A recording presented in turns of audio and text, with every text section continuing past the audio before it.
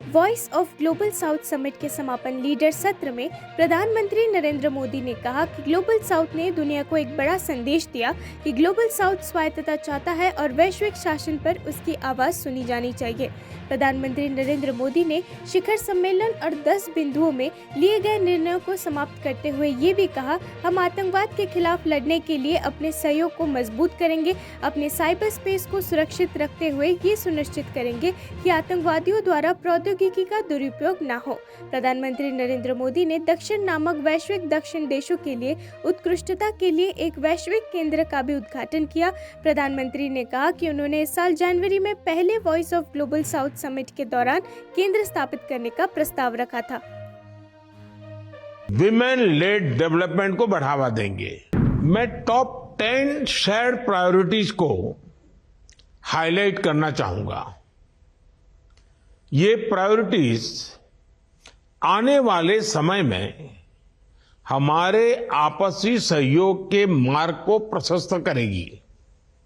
पहला, हम सभी वन फ्यूचर की दिशा में सबका साथ, सबका विकास, सबका विश्वास और second voice of global south summit के सफल समापन के बाद विदेश मंत्रालय के विनय क्वात्रा ने कहा कि जनवरी 2023 में पहला ग्लोबल साउथ समिट आयोजित होने के बाद ग्लोबल साउथ का दूसरा संस्करण आयोजित करना प्रधानमंत्री नरेंद्र मोदी की पहल थी।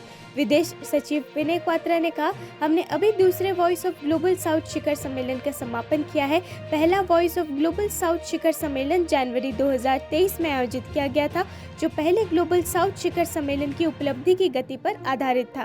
प्रधानमंत्री मोदी के नेतृत्व में ये आज दूसरा वॉइस ऑफ ग्लोबल साउथ शिखर सम्मेलन आयोजित करने का निर्णय लिया गया।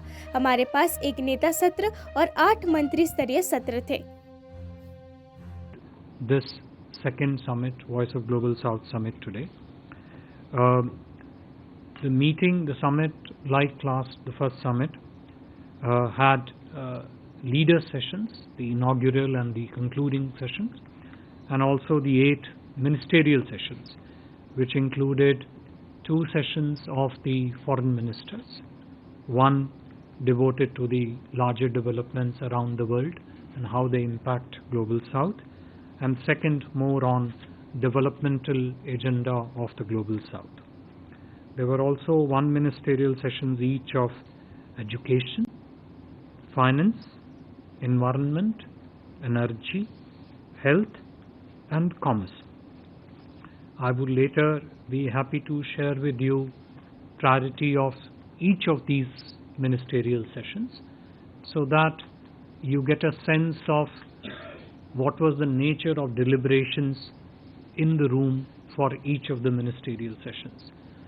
Should you be interested in greater details on the specifics of individual minister session, I would be very happy to share them also with you. Bharatiya Janata party ने आर अशोक को कर्नाटक विधानसभा में विपक्ष का नेता नियुक्त किया। उस फैसले पर प्रतिक्रिया देते हुए पार्टी नेता भरत शेट्टी ने कहा कि विपक्षी दल वर्तमान सरकार के घोटालों को उजागर करने की कोशिश कर रहा है। उन्होंने कहा कि राज्य के हालात बहुत ही खराब है और विपक्ष दल सभी घोटालों को जनता के सामने ठीक से उजागर करेगा। आर अशोक को कर्नाटक विधानसभा में विपक्ष का नेता नियुक्त किए जाने के बाद भरत शेट्टी ने कहा, हाल ही में मुख्यमंत्री के बेटे का ट्रांसफर घोटाला करने का खुलासा हुआ, इसलिए उन्हें शैडो सीएम कहा गया है। ऐसे और भी कई मुद्दे हैं। गारंटी फेल हो चुकी है। राज्य की वित्तीय स्थिति बहुत खराब है। We have been handling the ruling party as a ruling government without the opposition party leader and without with the old state president also. There's nothing new to us, but we are going to try and expose the present government's few issues and all. Now only recently the chief minister's son has been exposed doing this transfer scam. So he's been called as a shadow CM, and there are many more issues like this. The guarantees have failed. State is in a very bad financial condition. All these things we are going to expose it properly to the public. And next month, in few days, you are going yes, to yes. another session, winter session in Belgaum. Yes, yes. Do you think the issues which are related to be taken up will be taken up in the session? Obviously. See, we have already planned to take it up otherwise also. So we are going to get more ammunition, and we have got a good leadership to handle the situation also.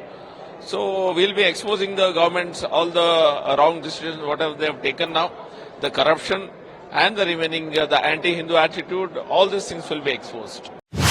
प्रधानमंत्री नरेंद्र मोदी ने शुक्रवार को नए युग के digital media सामग्री में deep fake के खतरों पर प्रकाश डाला और कहा कि ये समझना महत्वपूर्ण है कि आर्टिफिशियल इंटेलिजेंस कैसे काम करता है, क्योंकि उनका उपयोग जानबूझकर झूठी जानकारी फैलाने या उनके पीछे दुर्भावनापूर्ण इरादे के लिए उपयोग किया जा सकता है। शुक्रवार को बीजेपी मुख्यालय में दिवाली मिलन कार्यक्रम में सभा को संबोधित करते हुए प्रधानमंत्री मोदी ने पत्रकारों से डिजिटल मीडिया में डीप फेक के खतरों के बारे में बात की। प्रधानमंत्री ने मीडिया कर्मियों से लोगों को डीप फेक के बारे में व्यक्तियों की गलत प्रस्तुति जैसी हानिकारक सामग्री फैलाने के लिए कृत्रिम बुद्धिमत्ता के उपयोग के नकारात्मक प्रभावों के बारे में शिक्षित करने का आग्रह किया।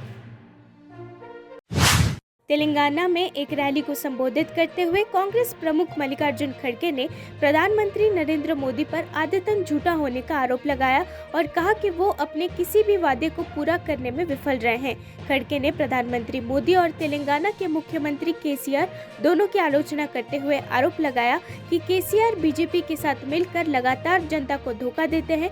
प्रत्येक नागरिक को 15 लाख रुपए देने के मोदी के अधूरे वादा का जिक्र करते हुए खड़गे ने प्रधानमंत्री की विश्वसनीयता के मुद्दों पर जोर दिया। इसके अतिरिक्त उन्होंने केसीआर की अपनी प्रतिबद्धताओं को पूरा करने में कथित विफलता पर प्रकाश डाला और सुझाव दिया कि नेताओं की ईमानदारी की कमी लोगों के बीच उनकी विश्वसनीयता को कम करती है। अरे प्राइम मिनिस्टर का एक तरफ, प्राइम मिनिस्टर का बाप यहाँ बैठा, उन्हें भी झूठ। हम हमेशा बोलते हैं कि मोदी साहब कभी सच नहीं बोलते, बीजेपी कभी सच नहीं बोलती। मोदी ने कहा, क्या कहा कि मुझे वोट दो, मुझे सरकार में लाओ, हर एक को 15-15 लाख दे। तुम बोले दिए 15 लाख।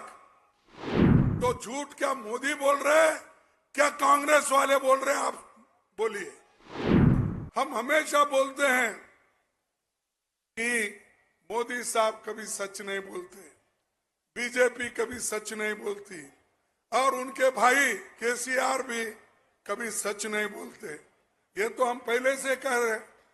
मैं उदाहरण पे कहता हूं, आपको मालूम है, फिर भी मैं याद दिलाता हूं। मोदी ने कहा, क्या कहा कि मुझे वोट दो, मुझे सरकार में लाओ, हर एक को 15-15 लाख दे। तुम बोले दिए 15 लाख, नहीं दिए। तो वो झूठ बोल रहे हैं क्या आप लोग? सूत्रों ने बताया कि भारत पे के को-फाउंडर अश्नीर ग्रोवर और उनकी पत्नी माधुरी जैन को फिटनेस फॉर्म में कथित धोखाधड़ी में दिल्ली पुलिस की आर्थिक अपराध शाखा EOW द्वारा उनके खिलाफ जारी लुकआउट सर्कुलर के बाद दिल्ली अंतर्राष्ट्रीय हवाई अड्डे पर रोक दिया गया था। दंपति को गुरुवार देर रात छुट्टियों के लिए न्यूयॉर्क जाना था, जब उन्हें हवाई अड्डे पर रोक दिया गया। EOW कथित तौर पर ग्रोवर और उनके परिवार द्वारा संचालित फर्जी ह्यूमन रिसोर्स कंसल्टेंसीज को भारत पे पर किए जा रहे भुगतान की शिकायतों की जांच कर रहा है। उन पर फंड का उपयोग करने के लिए बैकडेटिंग चालान का भी आरोप लगाया गया है। ग्रोवर ने एक्स पर एक पोस्ट में हवाई अड्डे पर रोके जाने की पुष्टि की।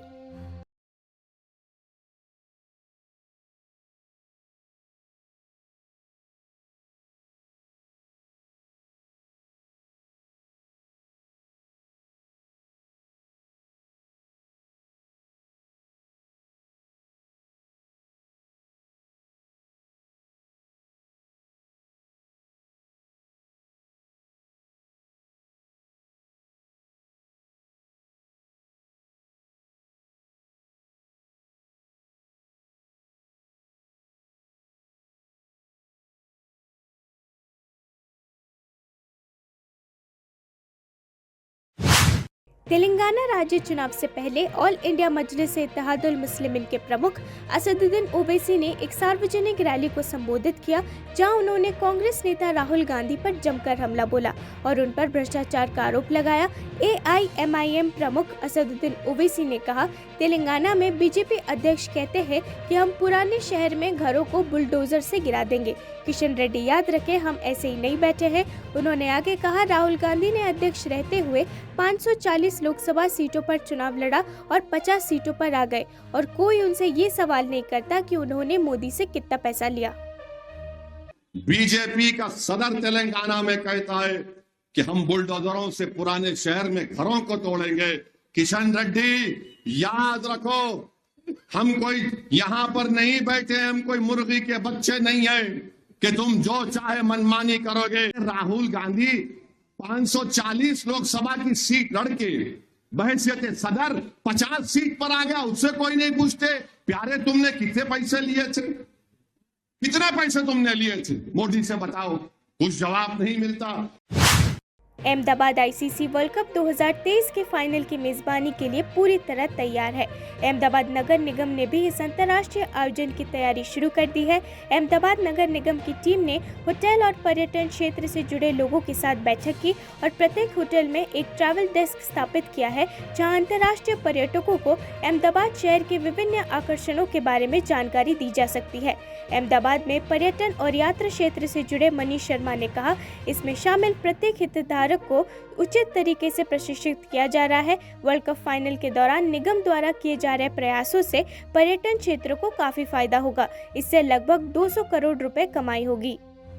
आगामी 19 नवंबर को जो वर्ल्ड कप की फाइनल अहमदाबाद में योजना के लिए जा रही है, उसमें सारे टूरिस्ट आने की संभावना है, या सारे लोग वो प्रेक्षक है वो आउट ऑफ स्टेट या आउट ऑफ कंट्री से भी देखने के लिए सिटी में आने वाले हैं।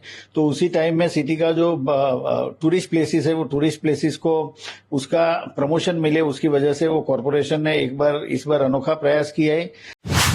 उत्तर प्रदेश के अमरोहा के जिला प्रशासन ने भारत के शीर्ष तेज गेंदबाज मोहम्मद शमी के पैतृक गांव में एक मिनी स्टेडियम के निर्माण और एक जिम खोलने के लिए राज्य सरकार को एक प्रस्ताव भेजने का फैसला किया। अमरोहा जिला प्रशासन का निर्णय पुरुष वनडे विश्व कप 2023 में शमी के शानदार प्रदर्शन के बाद आया। इसके बारे में बोलते हुए अमरोहा के जिला मजिस्ट्रेट राजेश त्यागी ने कहा कि वो मोहम्मद शमी के गांव में एक मिनी स्टेडियम बनाने का प्रस्ताव भेज रहे हैं। उस प्रस्ताव में एक ओपन जिम भी होगा। मोहम्मद शमी जी के गांव में एक मिनी स्टेडियम का प्रस्ताव हम लोग भेज रहे हैं। ओपन जिम की भी व्यवस्था होगी। 5 बार का वर्ल्ड कप विजेता ऑस्ट्रेलिया 19 नवंबर को नरेंद्र मोदी स्टेडियम में भारत के साथ होने वाले खिताबी मुकाबले से पहले गुजरात के अहमदाबाद पहुंच गया है। 16 नवंबर को कोलकाता के ईडन गार्डन्स में एक क्लासिक क्लिफहैंगर मैच में ट्रेविस हेड के अर्धशतक ने ऑस्ट्रेलियन टीम को गुरुवार को 3 विकेट से जीत के बाद भारत के खिलाफ आईसीसी क्रिकेट वर्ल्ड कप के फाइनल में पहुंचा दिया।